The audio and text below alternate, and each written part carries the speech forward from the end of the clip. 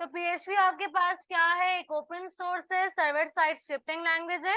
Scripting language आपके पास क्या होता है, हमने लास्ट टाइम भी जब जावास्क्रिप्ट पढ़ी थी तब पढ़ा था कि स्क्रिप्टिंग लैंग्वेज हमारे पास क्या होती है। स्क्रिप्टिंग लैंग्वेज जो कि आपके क्या करती है, एक स्क्रिप्ट की तरह यानी लाइन बाय लाइन जो है कोड को एग्जीक्यूट कर रही होती है। फिर हमने ये भी देखा था कि हमारे पास दो तरह की स्क्रिप्टिंग लैंग्वेज होती है, कौन सी, क्लाइंट साइड और सर्वर साइड। क्लाइंट साइड में आपके पास जो है चीजें सर्वर पे कनेक्टेड नहीं होती, आपको इसमें किसी भी चीज की डेटाबेस की इन चीजों की इन्वॉल्वमेंट नहीं होती। लेकिन अगर मैं बात करूँ सर्वर साइड स्क्रिप्टिंग लैंग्वेज की, सर्वर की इन्वॉल्वमेंट होती है, डेटाबेस की कनेक्टिविटी होती है, एंड ऑल दो सारी चीजें आपके पास इंक्लूडेड होती हैं। ठीक है। और PHP can be written and save as PHP script और इमेडेड इनटू HTML। आप PHP को अलग एक स्क्रिप्ट के अंदर भी लिख सकते हैं और इसके अलावा HTML के अंदर उसको एम्बेड भी करवा सकते हैं। ठीक है। तो आपके पास सिंपल, अगर यहाँ पे PHP की फुल फॉर्म देखो तो क्या लिखा हुआ है, hyper text pre processor.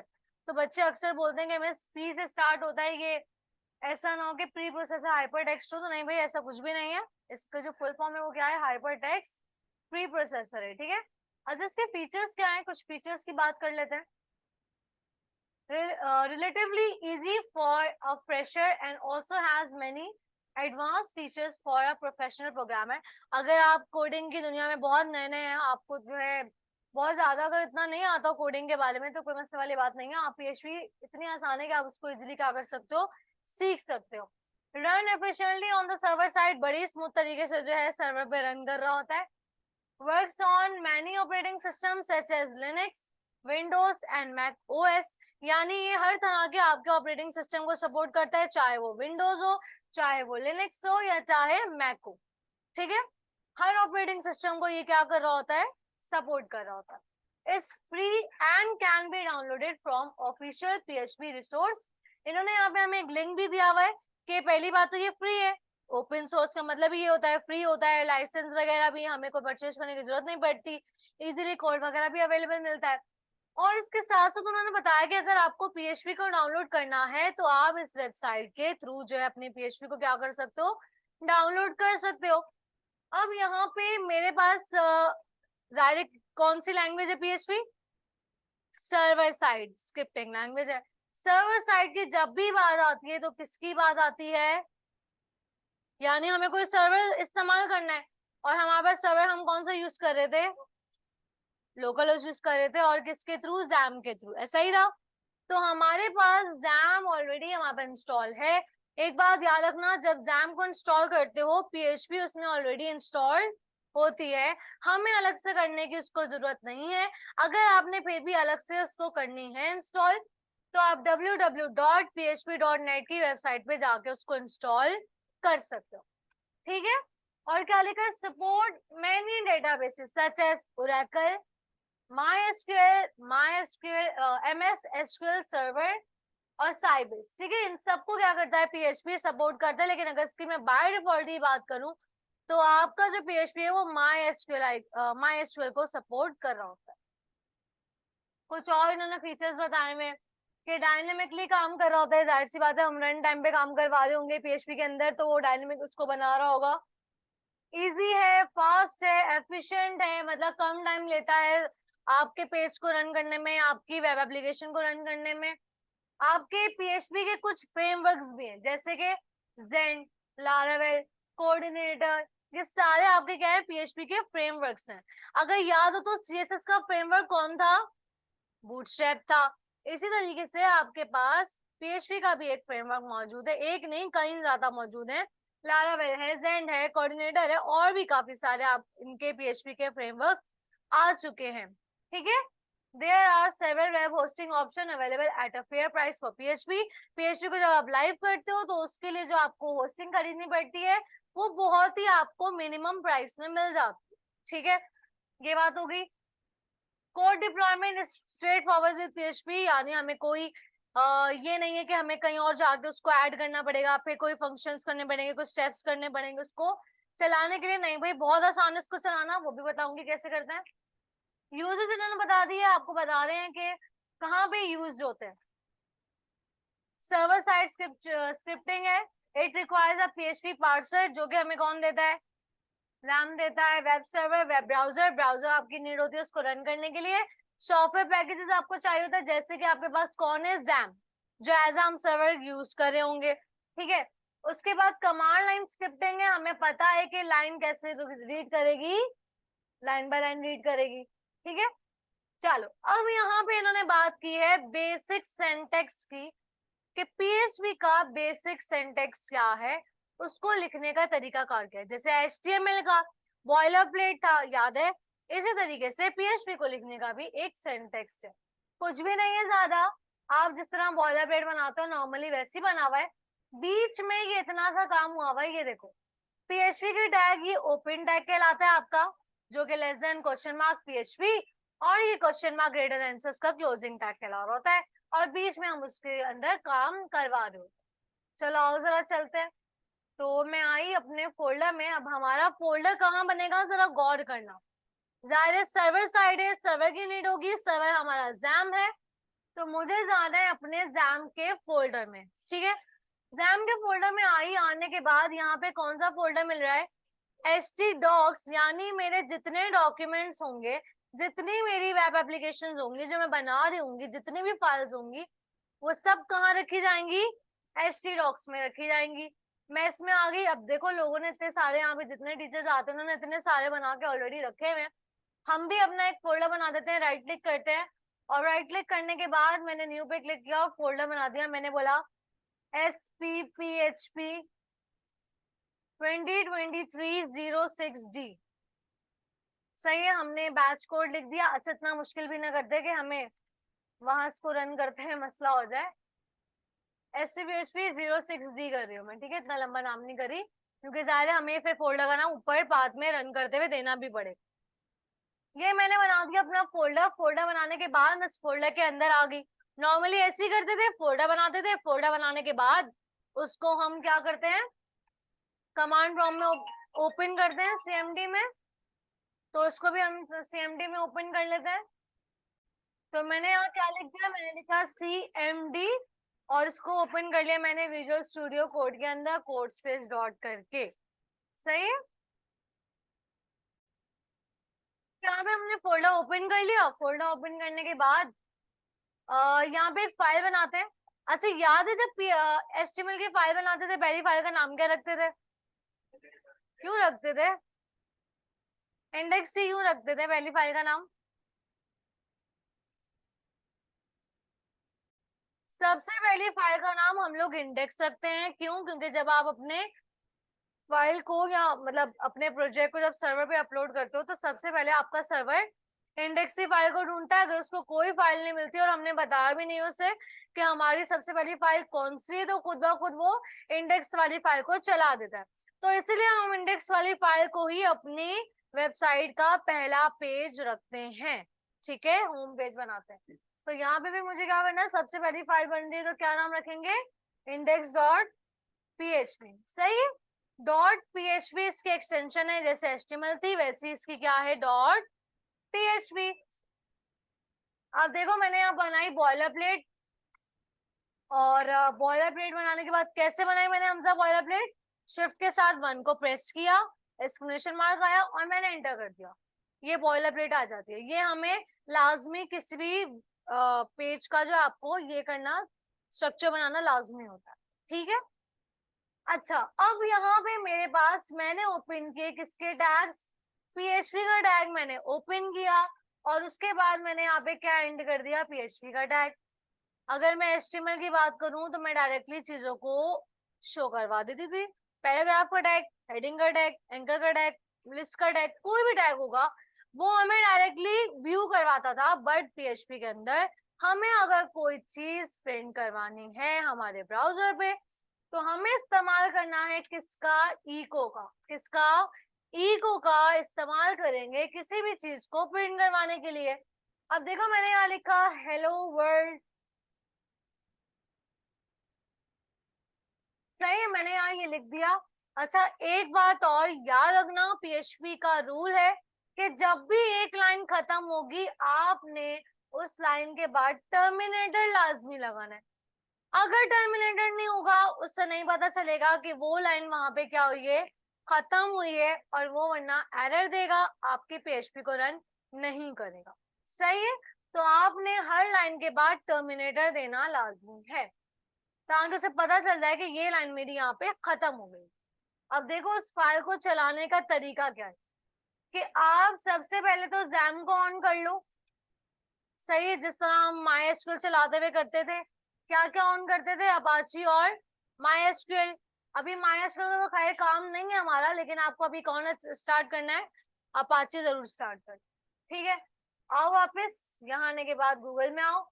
Google में आने के बाद मैंने यहाँ क्या लिख दिया? मैंने बोला लोकल होस्ट, जिस तरह हम लोग नॉर्मली चलाते थे अपने MySQL को, लोकल होस्ट यानी हमारे सर्वर का नाम, कॉलन लिखा। कॉलन लिखने के बाद अपनी पोर्ट लिखी सैम की। मेरे पास यहाँ पे अगर गौर करो तो 92 पोर्ट आ रही है, तो मैंने यहाँ पे क्या लिख दिया? 92। इसके बाद आता है मेरे फोल्डर का नाम। तो मैंने अपने फोल्डर का नाम क्या रखा था? मैंने अपने फोल्डर का नाम रखा था SPPHP06D। तो मैं क्या लिखूंगी? मैं यहाँ पे लिखूंगी SPPHP06D। लिख दिया। लिखने के बाद मैंने इंटर किया। मुझे उससे बताने की जरूरत नहीं पड़ी कि आप मेरे इंडेक्स की फाइल को चलाओ, क्योंकि क्या बात मैंने कही थी कि इंडेक्स की फाइल को ही सबसे पहले वो रन करता है, इसीलिए उसने सबसे पहले आपको इंडेक्स की फाइल को रन करके दिया। अगर मैं यहाँ पर इंडेक्स की फाइल नहीं बनाती, उसे पता ही नहीं होता कि मुझे सबसे पहली फाइल कौन सी चलानी है। सही है, और अगर मान लो आपकी फाइल का नाम कुछ और है, मैं वापस आई यहाँ पे और मैंने यहाँ से एक और फाइल बनाई। मैंने बोल दिया about.php। यहाँ पे मैंने बॉयलरप्लेट बनाई और यहाँ पे मैंने अगेन PHP के टैग बना दिए, और बनाने के बाद मैंने यहाँ पे इको करवा दिया। मैंने कह दिया इको अबाउट पेज। सही, मैंने ये लिख दिया। अब जरा गौर करना, मैं वापस आई। अब मुझे अबाउट का पेज चलाना है, तो मैं क्या करूंगी? मुझे आगे लिखना पड़ेगा। मैंने कहा मेरे इस फोल्डर में आपको एक फाइल मिलेगी about.php के नाम से। अब ये फाइल चलाएगा अबाउट वाली। मैं यहाँ पे index.php भी लिख सकती हूँ, लेकिन हम क्यों लिखें जब वो पहली बार में चला ही इंडेक्स को रहा है। ठीक है, तो वो पहली बार में गेट ही इसको बाय डिफॉल्ट कर रहा है, तो मुझे उसको डिफाइन करने की जरूरत ही नहीं है कि आप किससे चलाओ, आप इंडेक्स को चलाओ। ठीक है, एक चीज तो था, आपको प्रिंट करवाने के लिए ब्राउजर पे आपने इको का इस्तेमाल किया। इको के अलावा आपके पास एक और जो है फंक्शन होता है, वो होता है प्रिंट का। किसका? प्रिंट का। आपने बोला प्रिंट, क्या प्रिंट करना है? हमने कह दिया एपटेक लर्निंग प्रिंट करवा के दे दें आप।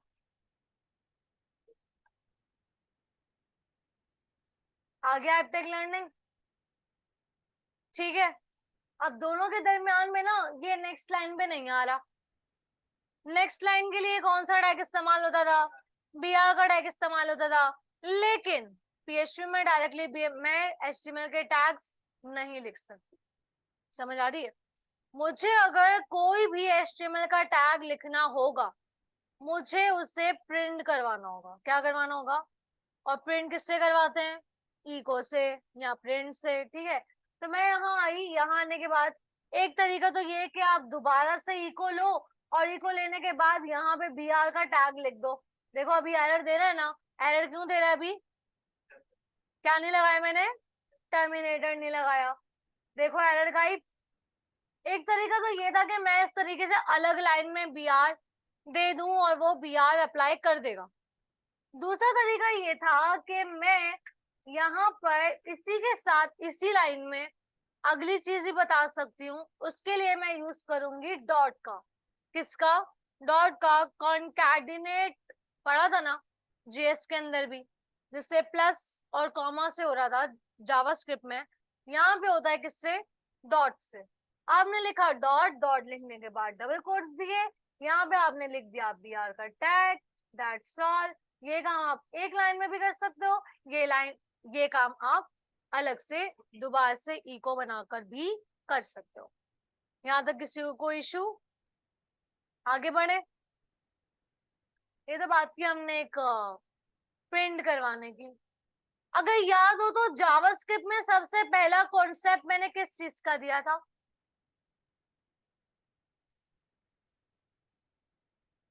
वेरिएबल्स का।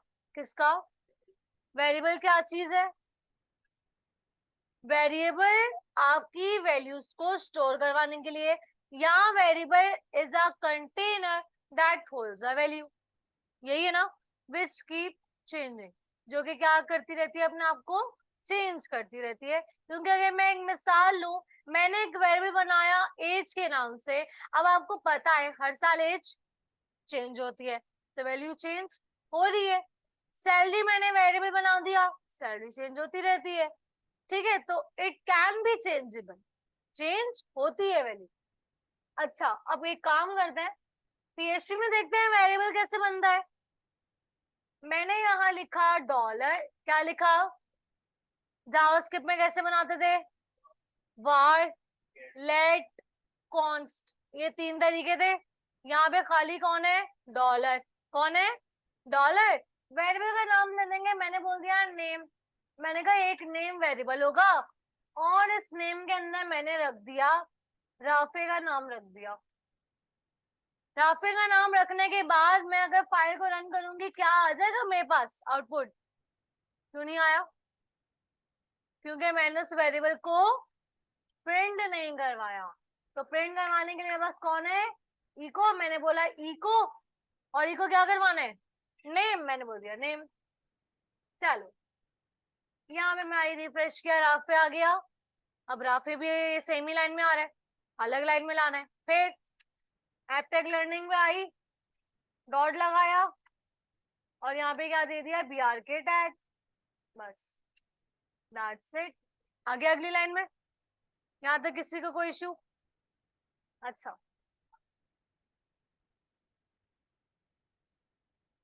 अगर मुझे इस वेरिएबल की टाइप देखनी है, क्या देखनी है? टाइप। तो मैंने यहाँ बोला इको टाइप ऑफ किसकी? मैंने कह दिया डॉलर नेम की।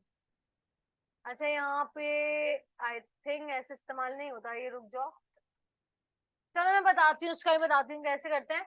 मान लो मैं यहाँ पे एक और वेरिएबल बना रही हूँ, मैंने बोला एज, एज बनाने के बाद मैंने बोल दिया 17, और यहाँ पे मैंने ऐसे कह दिया इको डॉलर एज।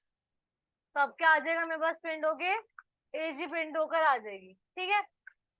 यहाँ पे हमारे पास अगर जावास्क्रिप्ट की बात करूँ तो कांस्टेंट वैल्यू को कॉन्स्ट में हम लोग डिफाइन करते थे, बट यहाँ पे हम कैसे करते हैं? हेडर में। कैसे करते हैं? हेडर में। सबसे पहले आपसे पूछता है ये आपकी जो है कौन सी वैल्यू? Constant value. तो की और सॉरी, हेडर नहीं, डिफाइन। डिफाइन आपको क्या कहता है? कांस्टेंट बना के देता है। इसने आपसे पूछता है एक की और दूसरा वैल्यू, तो मैंने यहाँ कह दिया, मान लो नेम की कह दी, और मैंने वैल्यू दे दिया हसनैन। सही है। अब ये कांस्टेंट बन चुका है, मैंने बोला इको नेम, हसनैन आ रहा है। कैसे आया? मैंने की को कॉल करवाया। आपके पास क्या आते हैं? ऑपरेटर्स, ऐसा ही है। तो मैंने यहाँ पे क्या लिखा? मैंने वेरिएबल बनाया, मैंने बोला num1 इज इक्वल्स टू 7, फिर मैंने बोला डॉलर num2, मैंने कहा इज इक्वल्स टू 9, और मैंने क्या कह दिया, यहाँ पे एक और वेरिएबल बनाया ऐड, मैंने कह दिया num1 को ऐड कर दो किससे? num2 से।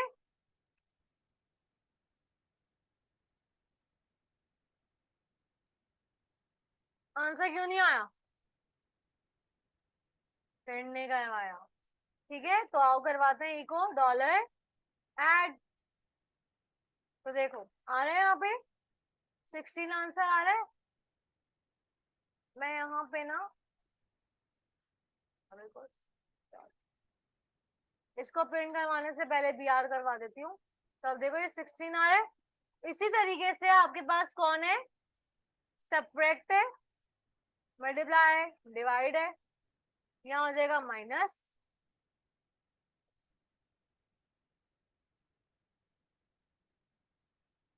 ठीक है, यहाँ क्या हो जाएगा, मल्टीप्लाई,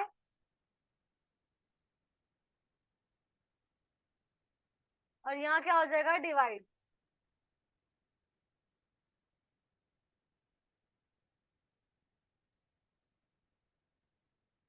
अगर मैं एक साथ सबको करती हूँ ना, देखना होगा क्या। 7 और 9 ऐड करो, 16, सब्ट्रैक्ट करो, 7 से 9 गए, -2 नेगेटिव वैल्यू, फिर दोनों को मल्टीप्लाई करो 16 और डिवाइड करो तो ये वैल्यू आ रही होती है। तो हमारे पास ये कुछ ऑपरेटर्स थे, कौन से वाले, अर्थमेटिकल ऑपरेटर्स, ठीक है, जिसमें एडिशन, सब्ट्रैक्शन, मल्टीप्लिकेशन और डिवीजन परफॉर्म हम लोग करवा रहे होते हैं, ठीक है। तो मैं यहाँ पे एक काम करती हूँ, कमेंट कर देती हूँ। कमेंट करना पता है ना आप लोगों को कि किस तरीके से कर रहे होते हैं।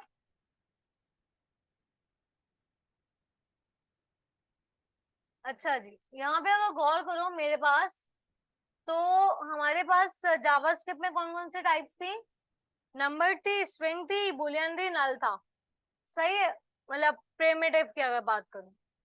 तो इसमें कौन कौन है, इंटीजर है, नंबर में अब दो तरह के, एक इंटीजर है, एक फ्लोट है। इंटीजर होल वैल्यू और फ्लोट पॉइंट वाली वैल्यू, डेसिमल वैल्यू, ठीक है। स्ट्रिंग हमें पता है कलेक्शन ऑफ करेक्टर्स, एक से ज्यादा करेक्टर होता है स्ट्रिंग बन जाता है। बुलियन जिसमें ट्रू और फॉल्स मिलता है आपको। अब उसमें जैसे दो टाइप्स में डिवाइड था ना, एक प्रिमिटिव और एक कंपोजिट, यहाँ पे कितने, तीन में क्लासिफाई किया है, स्केलर, कंपाउंड और स्पेशल। अभी हम स्केलर वाली देख रहे हैं, ठीक है। इंटीजर हमें पता है कि किस तरीके से इस्तेमाल होता है, फ्लोट हमारे पास पॉइंट्स में होता है। अच्छा आगे बढ़ते हैं, यहाँ पे कुछ चीजें मैं अभी ये पढ़ाऊंगी, ये सारे डेटा टाइप्स पढ़ाऊंगी। यहाँ पे कुछ फंक्शंस हैं स्ट्रिंग के, आओ जरा देखते हैं। मेरे पास क्या लिखा हुआ है, स्ट्रिंग लेंथ, क्या निकालता है ये, क्या रिटर्न करवाता है, लेंथ ऑफ द स्ट्रिंग। तो मैं यहाँ आई वापस, यहाँ आने के बाद मैंने लिखा str लेंथ किसकी, मैंने कहा डॉलर नेम की, डॉलर नेम की निकाल के दो, क्या चीज, मैंने कहा लेंथ,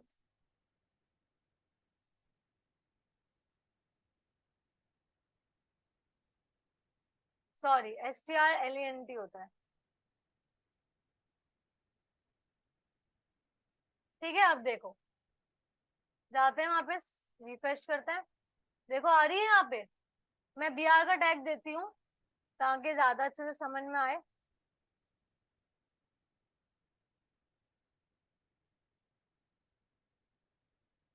अब देखो, ये जो आपके पास राफे नेम था, इसकी लेंथ कितनी है, 5, इसलिए 5 रिटर्न कर रहा है, बात समझ में आ रही है।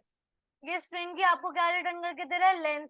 मान लो मुझे अगर वर्ड्स को काउंट करवाना है, अब देखो मैं यहाँ आई, इसी की मैंने कॉपी बनाई और यहाँ पे स्ट्रिंग लेंथ के बजाय काउंट लगा दिया।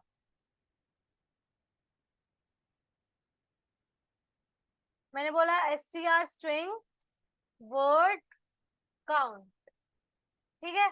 अब इसके अंदर है ही एक वर्ड, इसको क्या काउंट करवाऊं मैं, एक काम करते हैं, राफे पूरा नाम बताओ,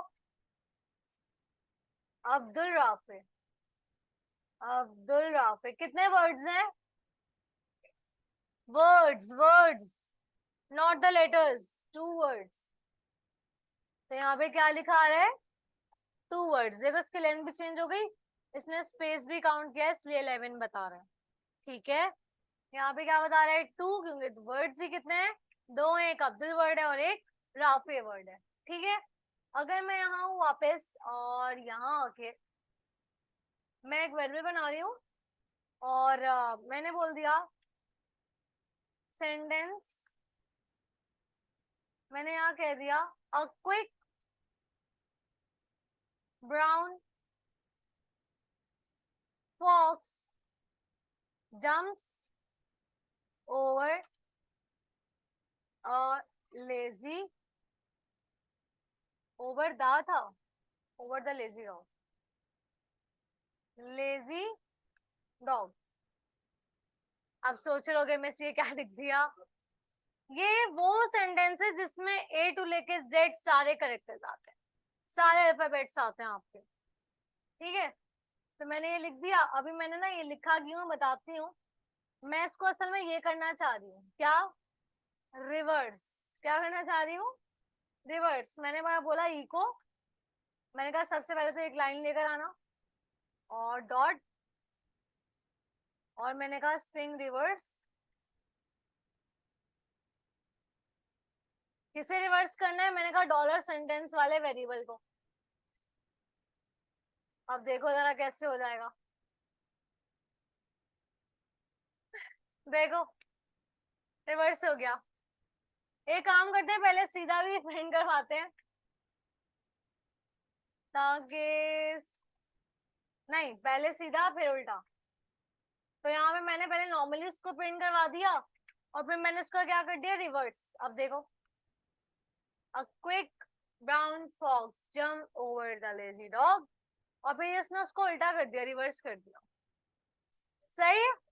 तो कुछ इस तरीके से भी होता है।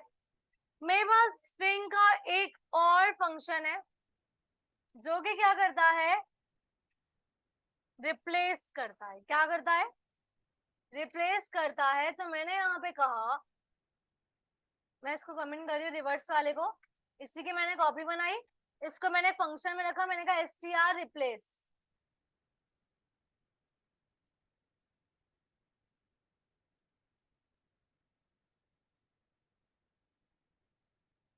ठीक है। अब देखो, मैंने कहा रिप्लेस कर दो ब्राउन को ब्लैक से, ठीक है। और किस सेंटेंस में, मतलब किस वेरिएबल में से, मैंने कहा सेंटेंस वाले वेरिएबल में से इस वर्ड को इससे क्या कर दो, रिप्लेस कर दो। अब देखो, अच्छा यहाँ बी मैंने कैपिटल कर दिया, बी मैं स्मॉल करती हूँ। अब देखो ब्राउन कन्वर्ट हो गया ब्लैक में, क्योंकि मैंने क्या किया, रिप्लेस किया। मैंने कहा ब्राउन वर्ड को रिप्लेस कर दो ब्लैक से। A quick black fox jumps over the lazy dog. बात समझ में आ रही है किस तरीके से आप रिप्लेस करते हो, रिवर्स करते हो, काउंट करते हो। ये कब काम आता है, ये काफी बार आपको काम आ रहा होगा। कुछ आप पैराग्राफ देख रहे हो, आप चारों के डायरेक्टली मैं उसका क्या कर दूं, किसी वर्ड से उसको रिप्लेस कर दूं या कुछ भी कर दूं, एट दैट टाइम आप इनका इस्तेमाल कर रहे होते हो। अच्छा अभी हमने बात की थी अर्थमेटिक ऑपरेटर्स की, अब देखते हैं हमारे पास कि जो है दूसरे ऑपरेटर्स किस तरीके से काम करते हैं। तो मैंने यहाँ पे एक हेडिंग डाल दी, मैंने कमेंट कर दिया, मैंने कहा रिलेशनल ऑपरेटर्स यहाँ से शुरू होने जा रहे हैं, ठीक है, ताकि आप लोगों को याद भी रहे। और इसके बाद मैंने यहाँ क्या कह दिया, मैंने कहा अच्छा ऊपर वाले काम को मैं फिलहाल क्या कर रही हूँ, फिलहाल के लिए कमेंट कर रही हूँ। मैंने सबको सेलेक्ट किया और उसको कंट्रोल शिफ्ट के साथ शॉर्टकट के साथ क्या कर दिया, कमेंट कर दिया। सही है। अच्छा जी, अब यहाँ पे मेरे पास एक मैंने वेरिएबल बनाया, मैंने कहा num1। वैल्यू कैसे बनता है, डॉलर से, तो मैंने डॉलर का यूज किया। मैंने कहा num1 इज इक्वल्स टू 5, मैंने dollar num2 is equals to 7। मैं नीचे आई, मैंने बोला इको, और राउंड ब्रैकेट भी यूज कर सकते हो, इसके बिना भी यूज कर सकते हो, दोनों तरीके वैलिड है। और मैंने सीको के अंदर बोल दिया, मैंने सीको के अंदर बोल दिया कि क्या num1 जो डॉलर मेरा num1 वाला वेरिएबल है, क्या वो बराबर है मेरे डॉलर num2 वाले वेरिएबल के, क्या ऐसा है। नो, आंसर क्या आएगा, फॉल्स आएगा। देखते हैं आंसर क्या आ रहा है, कुछ भी नहीं आ रहा। क्यों, क्यों प्रिंट नहीं कर रहा, अच्छा ये को प्रिंट नहीं करता क्या। तो कंडीशन गलत थी, तो जाहिर है नल आपके पास आ रहा होगा, तो इसलिए आंसर आपके पास नहीं आएगा। लेकिन अगर मैं आपको ये कंडीशन ट्रू कर दूंगी तो वो आपको यहाँ पे 1 शो करवा देगा। सही है। अब यहाँ पे ये तो बात हमने की कि इक्वालिटी की, अगर इक्वालिटी सही थी तो उसने मुझे बता दिया। अगर मैं यहाँ पे लिख दूं सिंगल कोड में, अब क्या आएगा? क्या दोनों की वैल्यू सेम है? वैल्यू सेम नहीं है। क्या 7 7 के बराबर नहीं है? है, तो क्या आएगा? 1 ही आएगा।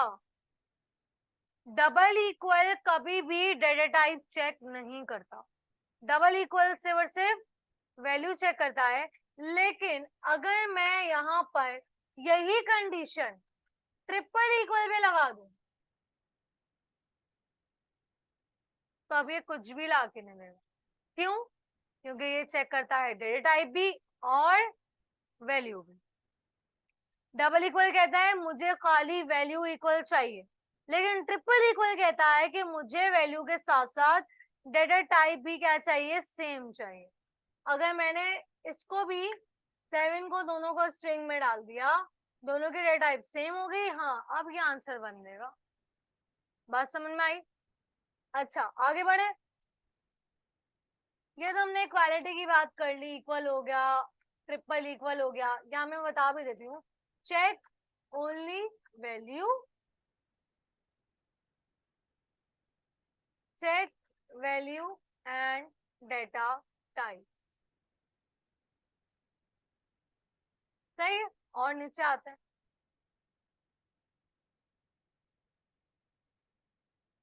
यहाँ पे मैंने लगा दिया, मैंने कहा क्या num1 बराबर तो नहीं है num2 के? आंसर क्या है? वो तो बराबर है, तो इसके मुताबिक आंसर क्या हुआ? फॉल्स। तो कुछ भी नहीं आएगा। लेकिन हाँ, दोनों की वैल्यू अगर मैं बदल दूं, अच्छा मैं स्ट्रिंग से निकाल ही रही हूँ, वैसे तो कुछ कहेगा नहीं स्ट्रिंग, लेकिन फिर भी मैंने निकाल दिया। अब दोनों की वैल्यू बराबर नहीं है, और मैंने चेक भी किया हुआ है क्या दोनों की वैल्यू बराबर नहीं है। कंडीशन क्या हुई? ट्रू। तो वो क्या देगा? 1। बात समझ में आई? आगे बढ़ो। अब मैंने उसे बोला कि क्या num1 बड़ा तो नहीं है num2 से? Greater than. तो क्या num1 बड़ा है क्या num2 से? कंडीशन क्या हो रही है? फॉल्स। तो कुछ भी नहीं आएगा। लेकिन अगर मैं बोलूं कि लेस देन है, कि num1 छोटा है num2 से, हाँ अब ट्रू आएगा, क्योंकि 7 छोटा है 9 से। सही है। अच्छा, उसके अलावा, अच्छा यहाँ मैं वो कर दूं, सारे ऑपरेटर्स रखते जाएंगे हम। एक और होता है, जल्दी से बताओ। ग्रेटर देन इक्वल, ये लेस देन इक्वल है। क्या num1 छोटा है या बराबर है num2 के? कंडीशन क्या हो रही है? ट्रू हो रही है। बराबर तो नहीं है, लेकिन लेस देन जरूर है, तो इसलिए आंसर क्या हुआ? ट्रू। तो रिटर्न क्या किया? 1। सही है। और अगर मैं यहाँ कर दूं, क्या क्या num1 बड़ा है या बराबर है num2 के? कंडीशन क्या हुई? ना वो बराबर है, ना ही वो 7 बड़ा है 9 से, तो कंडीशन आपकी गलत होगी। सही है। तो ये आपके पास कौन से ऑपरेटर्स थे? रिलेशनल ऑपरेटर्स थे। अब बात करते हैं किसकी? लॉजिकल ऑपरेटर्स की। अच्छा, तो यहाँ पे अब देखते हैं लॉजिकल ऑपरेटर्स कैसे काम करेंगे। तो मैं यहाँ आने के बाद मैंने कह दिया लॉजिकल ऑपरेटर्स। सही। अब देखो, यहाँ मैंने बोला $1 num1 is equals to $6 num2 is equals to 9। और उसके बाद मैंने इको किया। इको करने के बाद मैंने उसे कह दिया कि अगर num1 मेरा, पहली शर्त तो ये कि ग्रेटर देन 0 हो, पहली कंडीशन दे दी। मैंने कहा साथ साथ मेरा जो $num1 वाला वेरिएबल है वो छोटा भी हो किससे? num2 से। तो क्या मेरी दोनों कंडीशंस ट्रू है?